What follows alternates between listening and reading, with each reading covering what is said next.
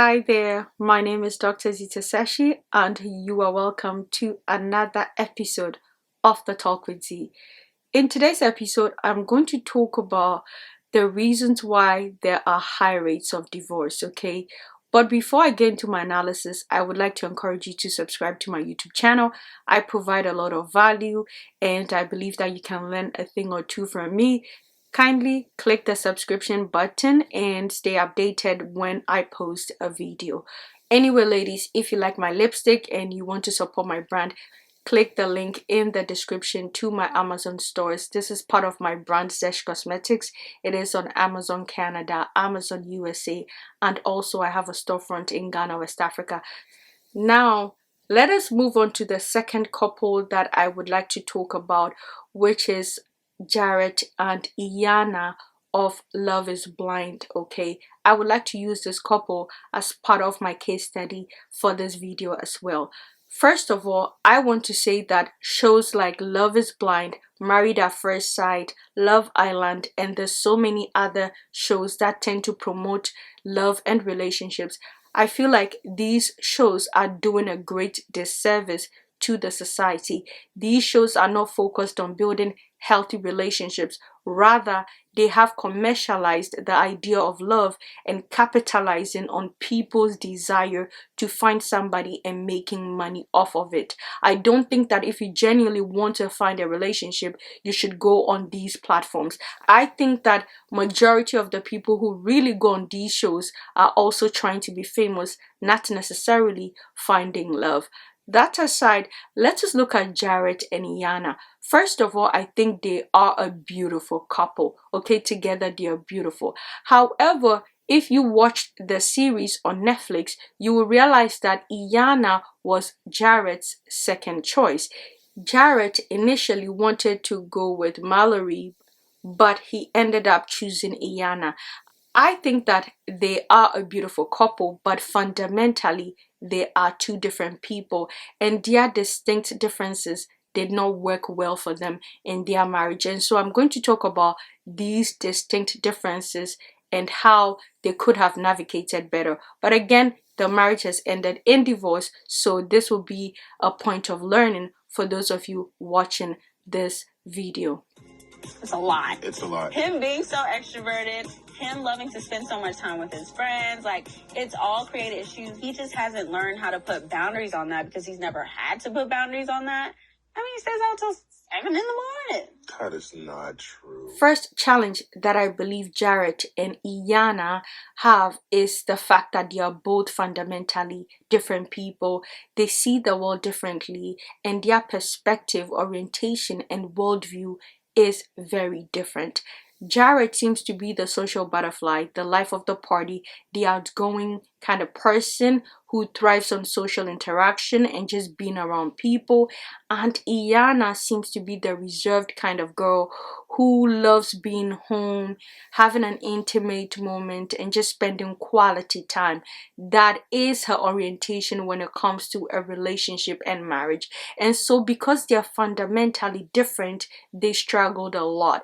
Jarrett is the life of the party. He likes to go out, he likes to have fun, and so even outside of his 9 to 5, he was working as a security guard at a club to allow him, extend his social life. And so he would come home late, and these were the challenges or the problems that they were having in their relationship. I personally believe that Jarrett and Iyanna love each other, but again, like I said before, love is not enough. If you want to be in a healthy, thriving relationship or marriage, you need to make sure fundamentally you have a similar thinking pattern when it comes to the way you see life and your worldview, and also your attitude towards relationship and marriage should be similar. I am not saying it should be the same. Two different people cannot have the same perspectives. However, it is good to have a similar perspective on marriage, on the way you see life and where you want to go with your life. I feel like Jarrett and Iyanna had two distinct perspectives and worldviews, and their worldview could not mesh. Their worldviews could not connect and link, and that became a challenge and a problem in their marriage. Everything we do, everything we say is in love. When I correct him, it's in love. When he tries to correct me. I'm right most of the time though, so let's point that out there. Also, I feel like Iyane's perspective of always being right did not serve the marriage. Ideally, before you get married, you have the opportunity to get to know each other, study each other, and ask these questions and monitor these traits. However, that is why I am against shows like Love is Blind and Married at First Sight and Love Island and the rest, because I feel like people are being pressured to use an orthodox way to get to know each other and get married. You cannot marry someone and then try to date them in the marriage to get to know them. And so because they did not get to talk to each other at length before they got married, it became challenging for them to find a middle ground to merge their worldviews. But again, as I was saying, I think Iyane's perspective of always being right is not the right approach. You cannot be in a relationship or in a marriage with someone and always says that, oh, I'm always right. He is the one doing this. He is the one doing that. He is the one not pulling his weight. When you do that, you are placing the responsibility on your partner to work at conflict resolution. Relationship and marriage, it takes two people to make it work. But if you have the mindset that you are right, then you are inclined not to put in any work and you leave the entire relationship and how to resolve the conflict on the other partner, and that is not a healthy way of conflict resolution. I am not saying that Jared is not wrong for always partying and taking drinks at the club and staying out late and not coming home early enough to spend time with his wife. I'm not saying that, but Iyane's standpoint of I'm always right, I am doing everything and you are the one who is wrong, does not serve any relationship. When you are in a relationship or you're married, you are a team. You fight together. Even if the other party is at fault, you need to ask, what can we do to resolve this conflict so we can both be happy? But the moment you choose the standpoint of I am right, you are wrong, you try and fix this and change your attitude, then the relationship will not work, because the other person will always be the one trying to do the work, and over time they become tired, they give up, and things will fall apart. So I am saying that if you love somebody, you are in a relationship and things are not going your way, try and find a middle ground and see it as a teamwork. The moment you take the side of I am right, you are wrong, then fundamentally it will be difficult for you to overcome the hurdles and the challenges in your relationship. If you are enjoying my analysis so far, please consider hitting the subscription button and subscribe to my channel and support this channel grow. Now let us keep it moving. The final 2 points that I would like to raise when it comes to Jared and Iyana is the fact that it is important to allow your partner define what it means to be a husband or what it means to be a wife to you. It is important, and these are the key discussions you should have before you say I do to anyone. No one should be getting married without knowing these things. If you are in a relationship and it's serious, it is in your best interest to ask your partner earlier on in the relationship, what is your definition of marriage? How do you see the role of a husband? What does it mean to be a wife to you? And if you want children, ask them, what is your idea of being a parent and how can we navigate? These are important things. As individuals, we grew up in different homes and we all saw different definitions of being a husband and a wife. Not everyone had a positive example of what it means to be a husband, a wife, or a parent. So it is important to ask your partner, what does it mean to be your husband? What does it mean to be your wife? What does it mean to be a parent?